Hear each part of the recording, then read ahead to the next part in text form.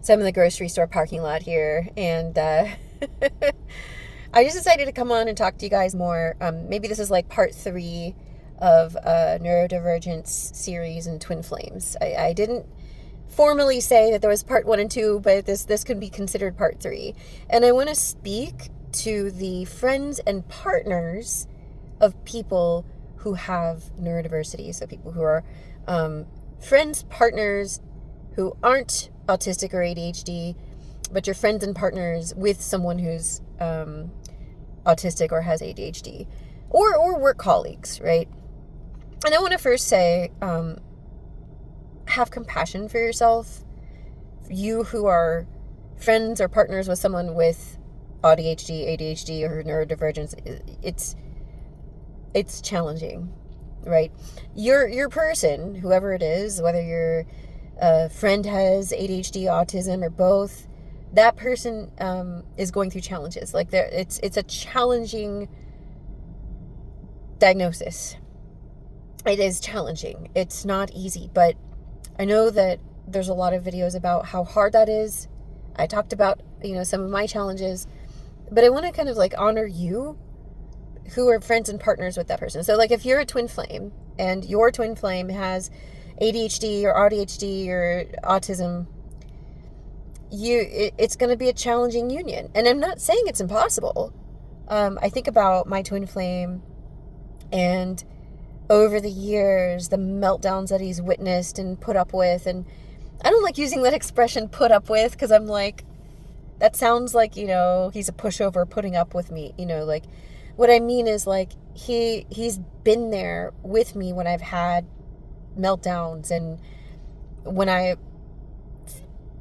forget things, like, so I've talked about autism twice in 2 of my videos, but also there's ADHD, and that's also devastating, because I'll forget to close the refrigerator. I mean, I'm just naming one small thing.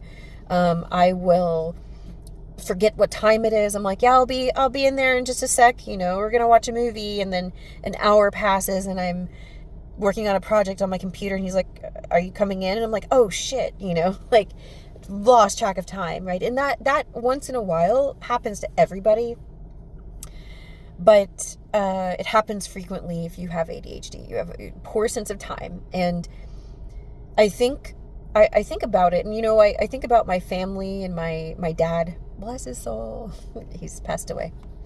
And my dad probably had something. I'm not a doctor. I'm not going to diagnose him, especially he's passed away. But I mean, I'll just share examples.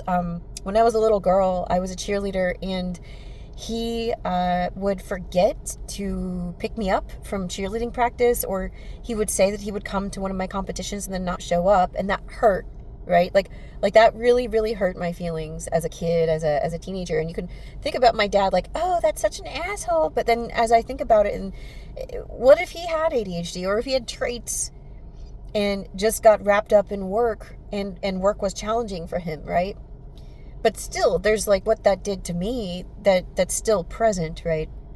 So I just want to say that being in a relationship with someone who's neurodiverse is challenging. It is. I know it's challenging to be in a relationship with me, whether you're my colleague, whether you're my friend, whether you're my twin flame. God bless you, right? And I just want to tell you, and this is coming from me, but I want to encourage you to set boundaries when you need to. When you feel like your person is draining you, when you feel like their meltdown is bringing you out of your peace, go take care of yourself, right? This has happened to me, so I'll just explain what a meltdown is. So it's when like my brain kind of shuts down and I freeze up. Fight, flight, freeze happens.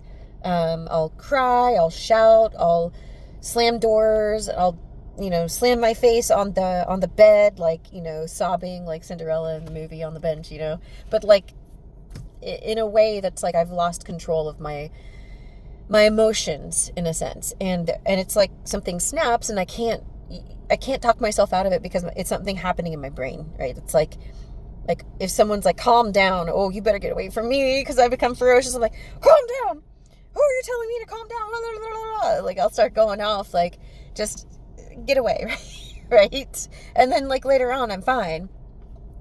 But I think, my twin flame, Josh, has been very, very good at taking care of his own energy when I have a meltdown. Like, he'll step out, he'll go for a walk, and maybe that pisses me off. Maybe I'm like, well, why are you going for a walk? And I'm upset, and you should stay with me and talk this through. And he's like, no, like I need to take care of myself. And I don't like it at the time, but then later I'm like, glad he did that, even though it made me mad at the time, right? So I just want to tell you, it's hard, and you are not responsible for your loved one who has autism or ADHD. You're not responsible for them. Unless you're a parent and they're a child, but that's even then, right?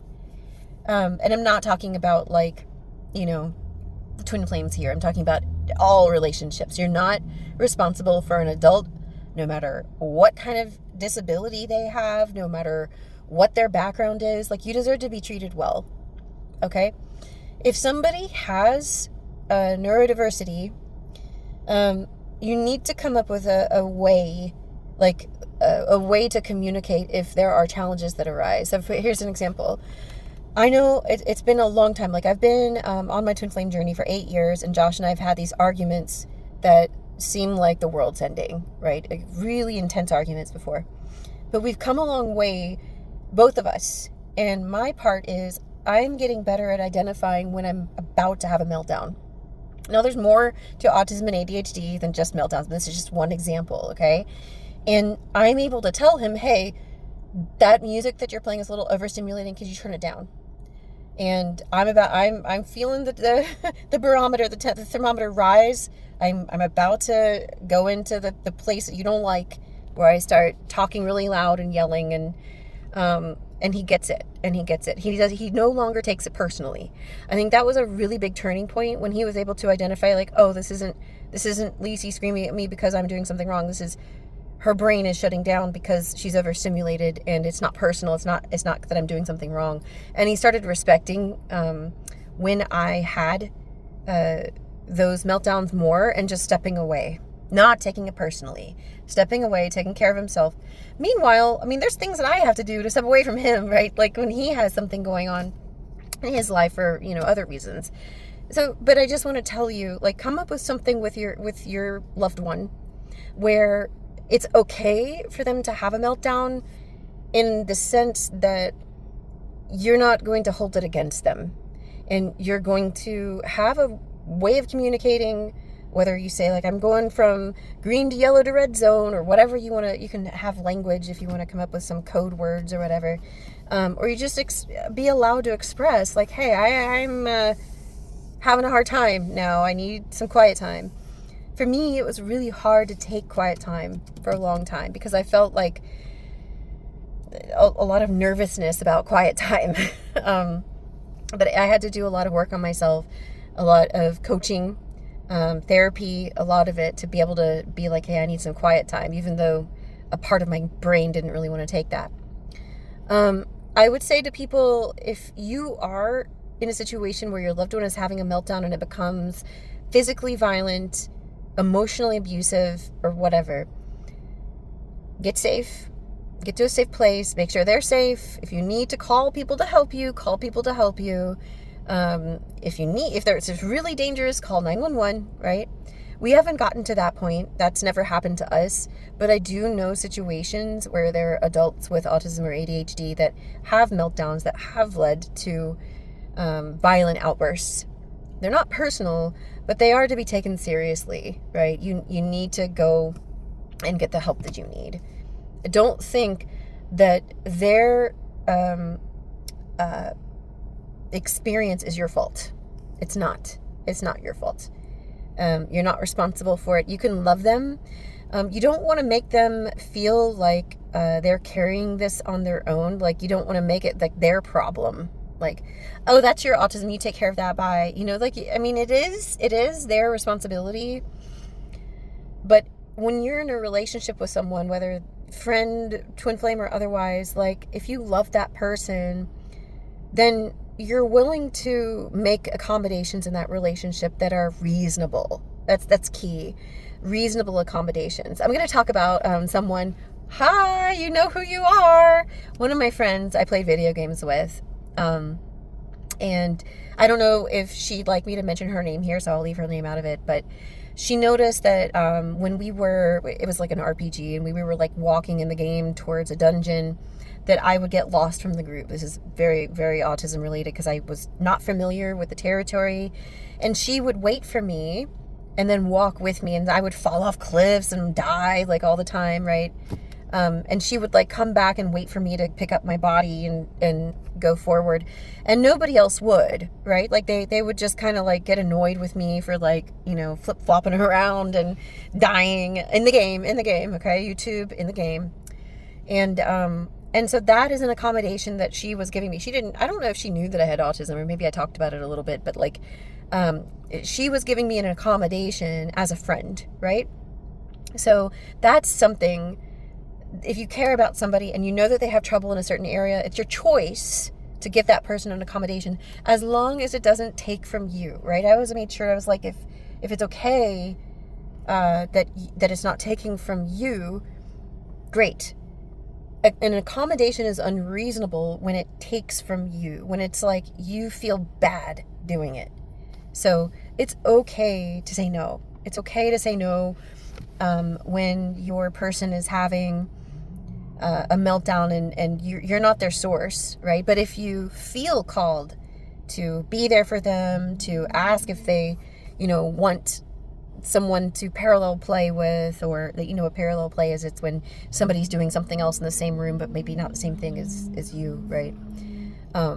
It's okay to decide what feels good for you to accommodate and what doesn't. All right. I have probably a whole lot more to say about this, but I'll just leave it at that. And I only really talked about meltdowns, but there's so much more to be said about neurodiversity and relationships. So I'm going to be doing like a whole series on this. This is part 3. So if you like this video, comment, like it. If there's anything you want me to talk about, I'm only going to share my perspective. I'm not an expert. I have done a lot of research. But I am not a medical professional. I'm just sharing my experience, strength, and hope for you. Thank you for watching, and I'll see you in my next video. Bye-bye.